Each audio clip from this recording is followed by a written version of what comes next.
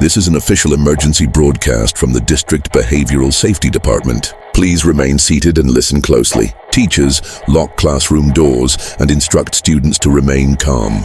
All students are accounted for according to system logs, but we are issuing this warning because one of you should not be here. If you were marked absent yesterday, if you were sick, if you stayed home, if you did not step foot inside this building, please do not raise your hand.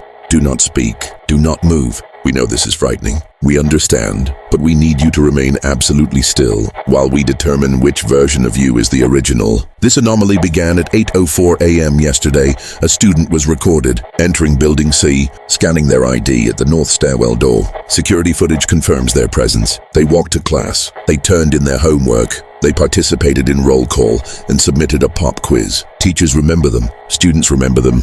But at 8:04 a.m., that same student was also home, documented with a parent, confirmed by a doctor's note, and located by cell tower ping miles away. We checked the footage. It shows their face, their walk, their voice. But there's something off. The smile doesn't match the tone. The eyes don't respond to light. When paused at the right frame, their fingers twitch independently as if unsure of where to be. They raise their hand before the question is finished. They blink but never in rhythm with anyone else. This duplicate remained on campus until 3:17 p.m. and when the real student returned today, well enough to resume classes, no one noticed a difference because there wasn't one.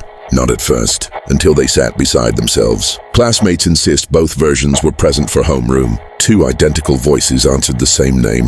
One laughed just slightly too late, the other never blinked. By second period, both were taking notes. Identical handwriting, same pencil strokes. But when we checked the paper later, the ink patterns did not match. The second version's writing bled upward on the page, not smudged, not erased, climbed. At 12:42 p.m., a teacher asked a question about cell division. Both versions turned at the same time, smiled at the same time, opened their mouths at the same time, but only one spoke. The other just watched, mouth still open, as if memorizing the answer, as if learning how to be human again. We isolated both versions, separated them, interviewed them. They answered the same questions word for word, same voice, same tone. But one of them didn't understand what yesterday meant. They kept referring to time as before or after, never yesterday. And when asked what they ate for lunch yesterday, they smiled and said, "You told me not to answer that last time." We did not tell them anything before that question. As of this message, we do not know which version is the original. Both claim memories.